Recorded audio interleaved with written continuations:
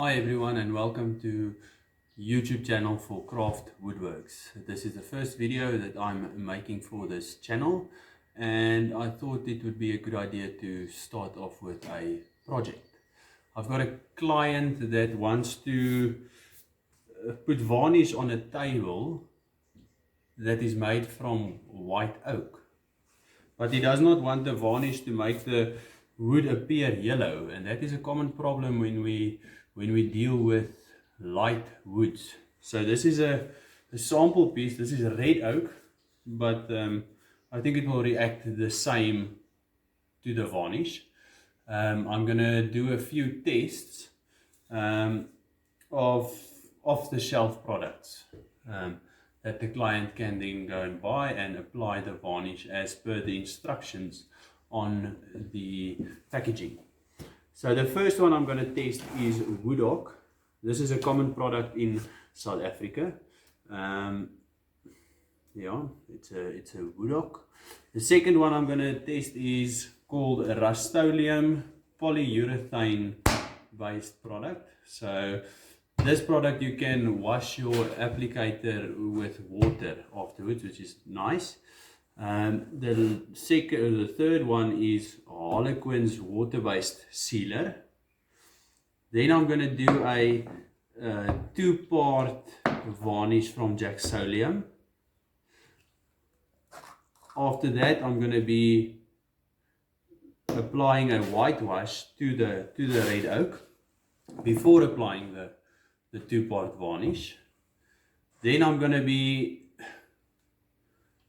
painting it with weathered grey, a stain from Rust-Oleum. That is just to see for myself how the red oak reacts to the grey stain. Then lastly, I'm going to do a two-part tar bender. We generally use this on bar tops and counters that's susceptible to hard handling. It's a very hard varnish or product that we apply to the wood. So this piece of wood I've already sanded to 150 grit, so it's already been prepared and ready for the application. As you can see, we've got just a groove to sort of separate the different application and products. So without further ado, let's start. I'm going to be applying everything with this piece of cotton. Every application has its own piece of cotton, pre-cut to no particular size. It's just an easy way of applying the application. I prefer this rather than using brushes, because brushes takes quite a while to wash. This, after you are done, you can just throw away the piece of cloth. I always apply the varnish or finish to the wood with the grain. So you can see on the sides close to the groove, I tend to go against the grain. That is just to cover that little bit and not to overrun into the adjacent block. This is the two-part varnish already pre-mixed into a small cup. It's 9:1, so 9 parts varnish, 1 part hardener. The difference between this finish and the rest is this varnish will be a matte finish. The rest will all be satin finish. Now I'm going to apply the whitewash to the sample. I had difficulty in opening the bottle and I had to break it off. As you can see, I am rubbing with this rough cloth with the grain. I will be leaving this whitewash on the sample for 4 to 5 minutes. That will ensure that the whitewash goes into the grain. After 4 to 5 minutes, I then remove the excess whitewash from the sample using a clean cloth.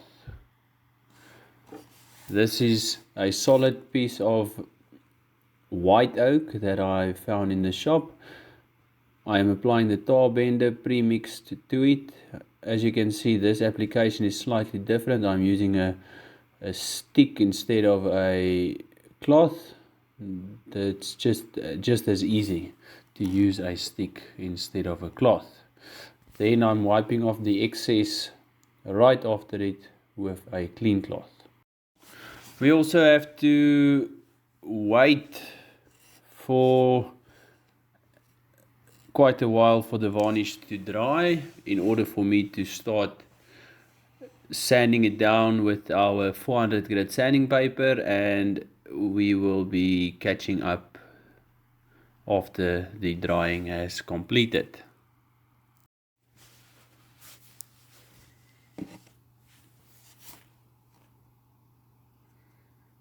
Welcome back to the test samples and testing the varnishes on the samples. It's interesting to see that 3 of the varnishes actually does not appear enough when it is applied. So that is good news for my client. To have more than one option is always good. And also, I don't think this water-based sealer is the right thing for a tabletop. I think you need something more hard. This is the solid wood tar bender sample. This is white oak. I'm going to set that aside as it is not yet dry. So, as I explained earlier, we will use some 400 grit sanding paper to sand the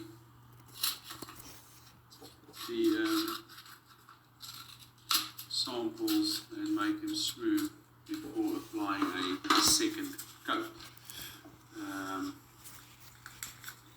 This does not take long at all. Just be sure that you sand it in the direction of the grain to ensure there's no scratch marks on your workpiece. As you can see, it takes quick and it's not a time consuming or a really difficult job. After applying, I put on my gloves so that I can reapply or apply a second coat of varnish, starting with the wood oak on the left. This is quick, but you can really see the wood coming to life at this moment, and you can always also start seeing how the finished product is going to look. As I mentioned, I have a few sample blocks that did not turn yellow, which is a good thing for my client. He can then choose whichever he feels more comfortable with. I've done a staircase with Jacksolium's 2-part varnish, so I would recommend using that to him, but he can then choose any one of the ones that I have tested, or even something else if he feels that is the way that he wants to go.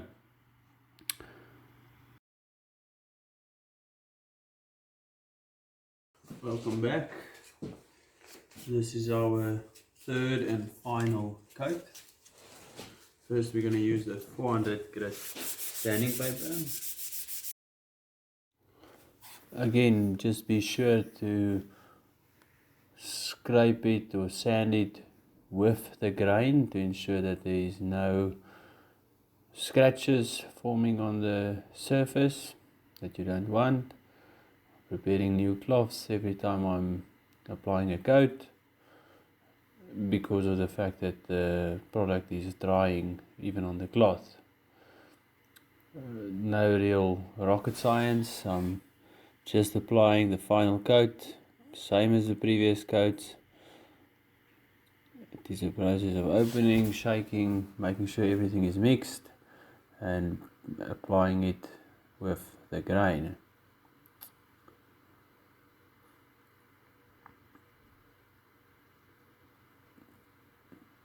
I actually realized I can apply the Rust-Oleum product whilst on the grey washed block whilst I have it open. Should have realized that long time ago. I didn't, so that was nice to realize that. I'm nearing the end of this experiment, and I realized that the water-based sealer and the Jaxolium 2-part varnish and the Rust-Oleum varnish, water-based varnish, created a nice finish in the sense that it didn't turn the wood yellow. So I think I will advise my client to use one of those three. My preferred product is the Jaxolium 2-part varnish. As you can see in the still image, the comparison. I hope to see you back again soon. I will be posting another video. Please comment in the section below any advice and tips on how to create these videos would be greatly appreciated. Have a great time till next time.